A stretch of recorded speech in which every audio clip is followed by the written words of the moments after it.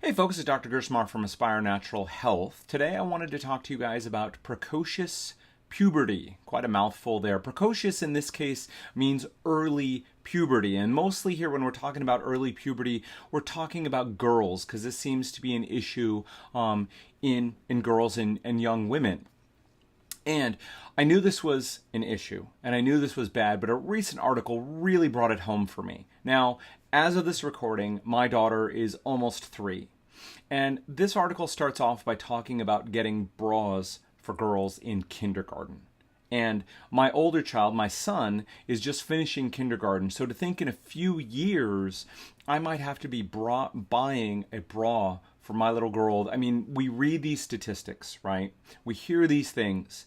But when it strikes close to home, or we think about it striking close to home, our loved ones or people around us, it really helps make this real. So we can read these statistics. So you'll hear that 16% of US girls start experiencing breast development by the age of 7 and 30% by the age of 8. And you think, wow, that's a heck of a thing. But then you think of, in this case, I think of my little girl, my almost 3-year-old, in a few years could be experiencing breast development. And it's like, oh, that's crazy.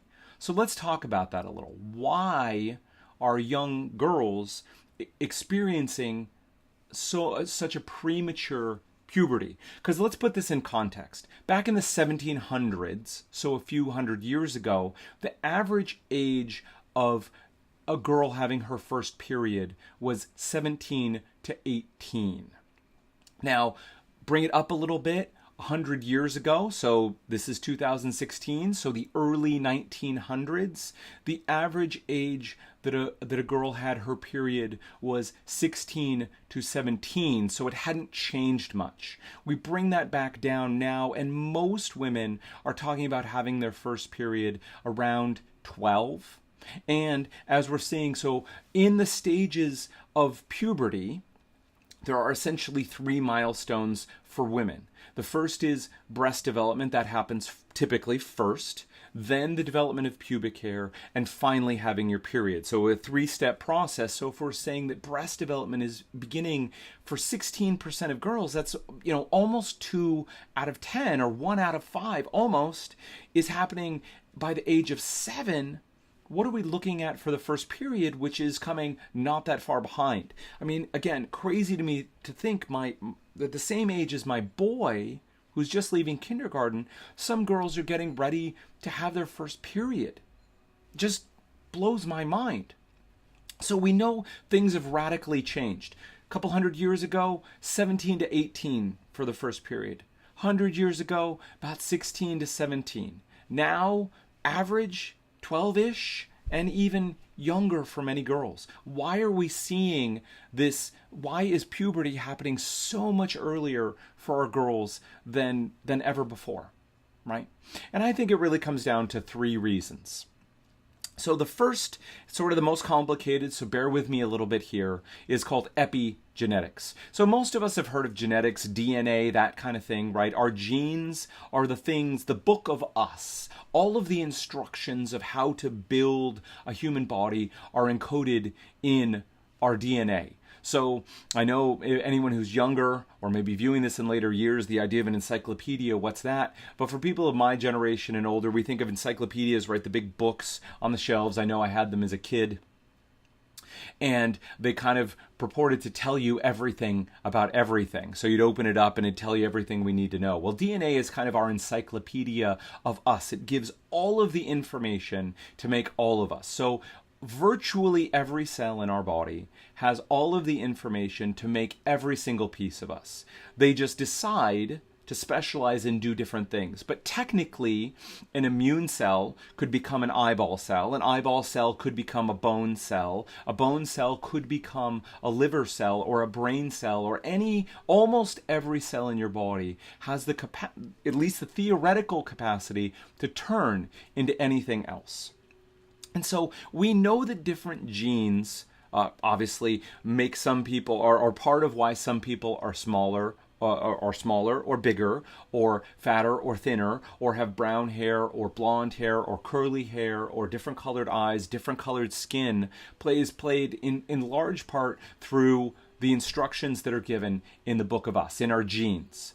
So when we look at, so obviously some genes are probably going to push towards an earlier puberty and some towards a later puberty. But we've seen this dramatic shift, especially in this last 100 years, of driving down the age of puberty really significantly. We know the genes do not change particularly quickly. And over the course of a few generations, we didn't see big genetic changes that caused this to happen. So it's not genetic. But it is, in part, probably epigenetic. So again, we imagine that we have the Book of Us. Actually changing what's written on those pages takes a lot of time. And typically, once you're born with your book, you don't see much change of those throughout your life. Unless we come up with significant gene editing technology that is being put into use for human beings on a day-to-day basis, most of us are not going to see any significant change in the actual text written in the Book of Us, in our genes. But what happens constantly on a second-by-second basis is epigenetic changes. So we have the Book of Us, but how that book is actually read, what sentences are read, what pages are read, what parts, chapters, and pages are ignored, are epigenetic changes. So these epigenetic changes are like highlighting or sticky noting various places and saying, read this. And it's like paper clipping or shutting certain pages and saying, don't read that. And that happens on an everyday basis. One example, people have heard a lot about inflammation and how chronic inflammation is at the root of many health issues. Well, that inflammation, the genes that trigger inflammation to go on, or the genes that trigger inflammation to be shut down, can be epigenetically modified so that one or the other is favored. So studies have shown that based on the food that we're eating, we can activate something called NF-kappa beta. Big giant word there, but this is a genetic sequence that triggers a whole bunch of inflammatory proteins and factors to be made. So in other words, turning on NF-kappa beta turns on inflammation. On the opposite side, we have another genetic sequence called NRF2. NRF2 is anti-inflammatory. So when NRF2 is activated, we see that anti-inflammatory properties or anti-inflammatory chemicals and compounds are made. So just for anyone out there who's a biochem geek, let me just quickly say, just a few seconds, so please bear with me, NF-kappa beta and NRF2 are not actually the genetic pieces. Those are what are called transcription factors that then go in and activate various parts of our DNA.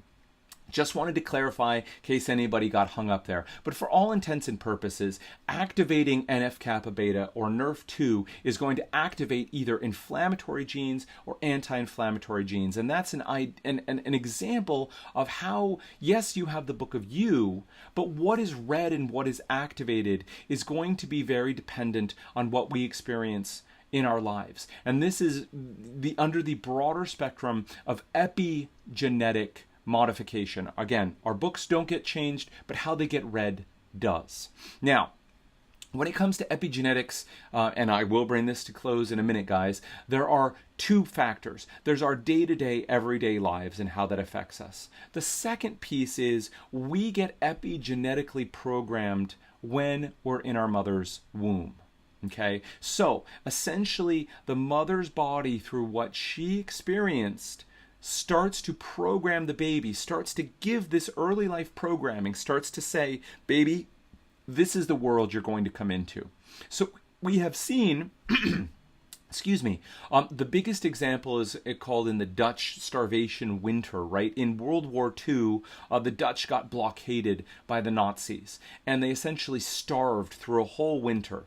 And what they found was that the women who were pregnant during that time and gave birth to babies, those babies went on to suffer more obesity, more diabetes, more health consequences. Their genes not changed at all.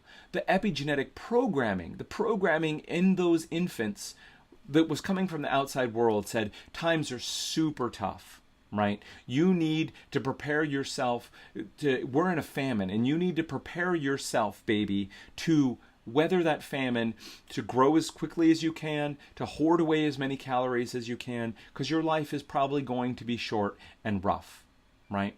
So while we don't have any conclusive proof, bringing this all back around, when it comes to early puberty, we know the genes haven't changed, but we know the signals that we're giving our genes have changed dramatically in the last 100 years. The food we eat, sleep, our activity patterns, our stress levels, our relations with other people and our environment have changed, almost 180 degrees since what we were experiencing 100 years ago before World War I, when there were very few cars. Most people had not traveled any significant distance from their home. The processed and packaged food industry was in its infancy.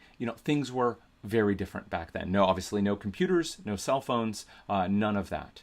Right? So the epigenetic changes. So this all dates back. I'm going to bring this section to a close because I could ramble on for another 20 minutes about the importance of preconception care. But the signals passed down now through several generations since World War II that mothers have been giving to their babies, and their baby girls in this particular case, have changed dramatically. Could that be pushing girls to go into puberty sooner? I don't have any proof yet to say absolutely, but I 100% believe it. This is not to shame or blame mothers or in any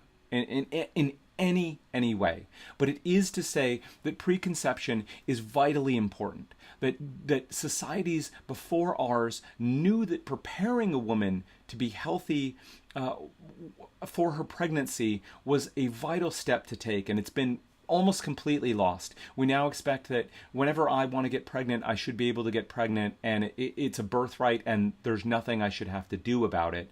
And it's just not true.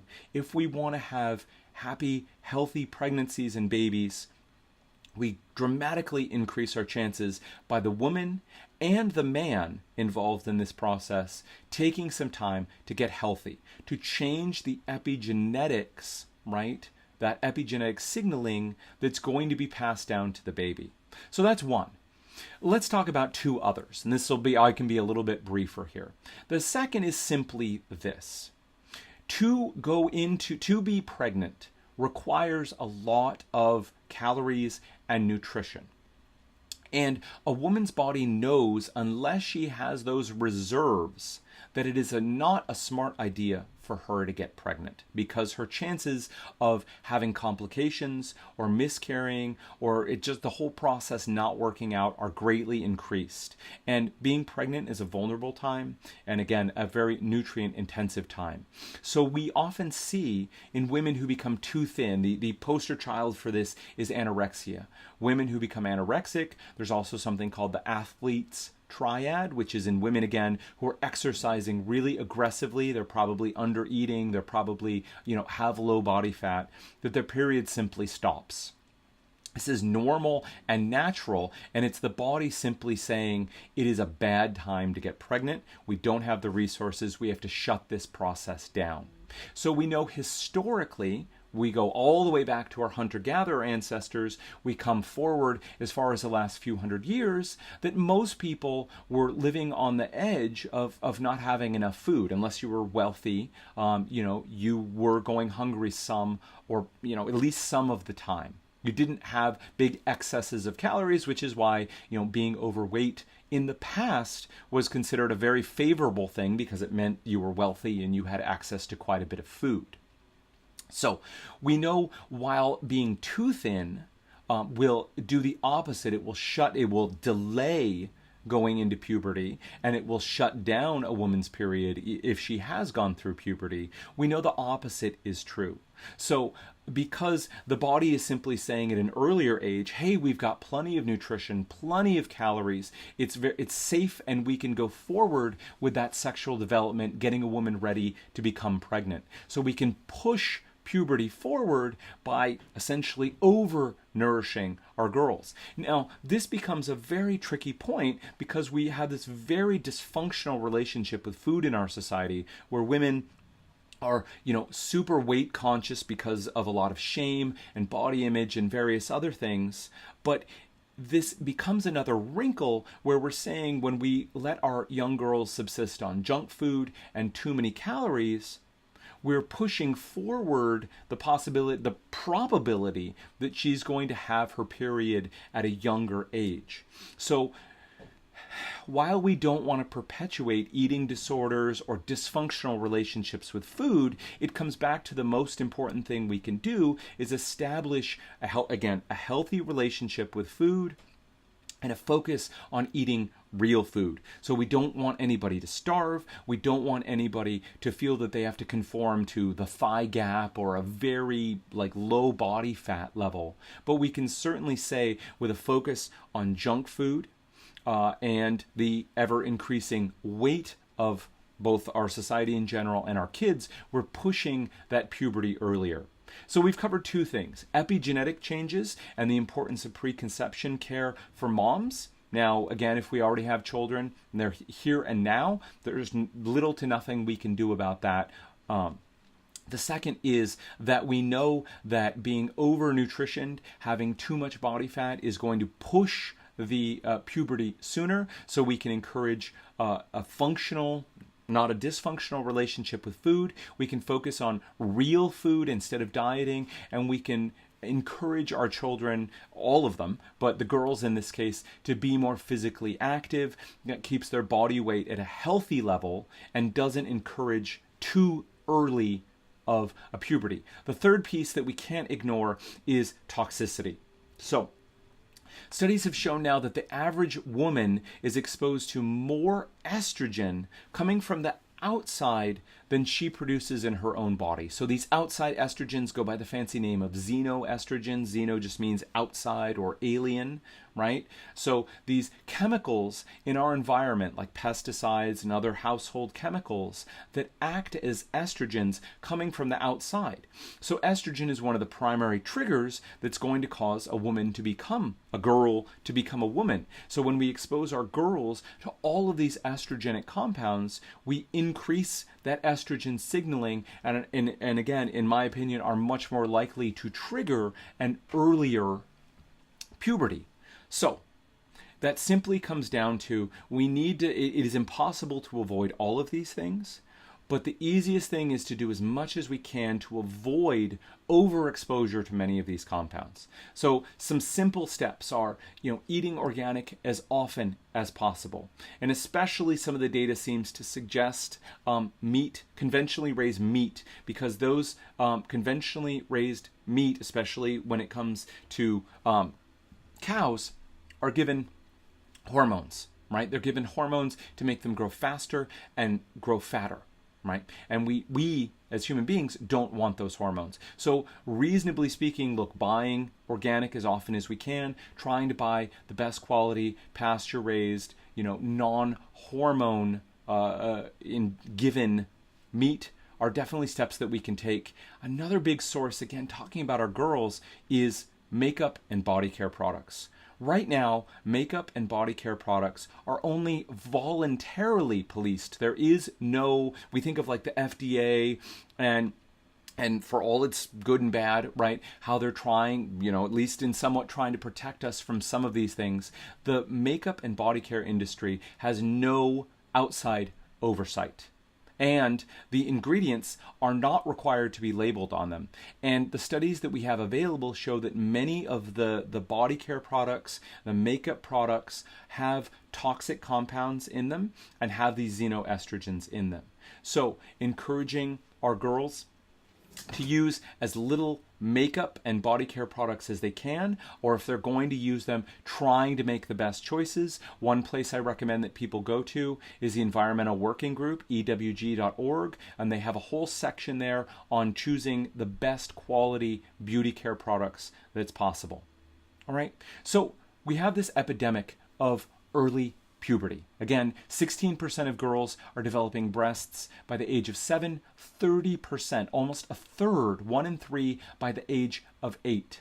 That is scary. It's not only scary and can lead to self-esteem issues for girls, but it can also increase their risk, their lifetime risk of cancers like breast, ovarian, and uterine cancers, increase their heart disease risk, and can actually make them shorter. Now, that's not like life-threatening or anything, but going through puberty, as you hit a certain stage, it essentially stops the growth of your bones, and you're likely to be shorter. So we have everything ranging from real dire issues like heart disease and cancer, some of the top killers in our society, to psychological issues, right? Feeling different, feeling bullied, feeling, I can't imagine a kindergartner having to deal with unwanted, sexual advances or being, talked about her body that way. Just like, first of all, we have bigger issues there, but it blows my mind. And then thirdly, can lead to things like shorter stature and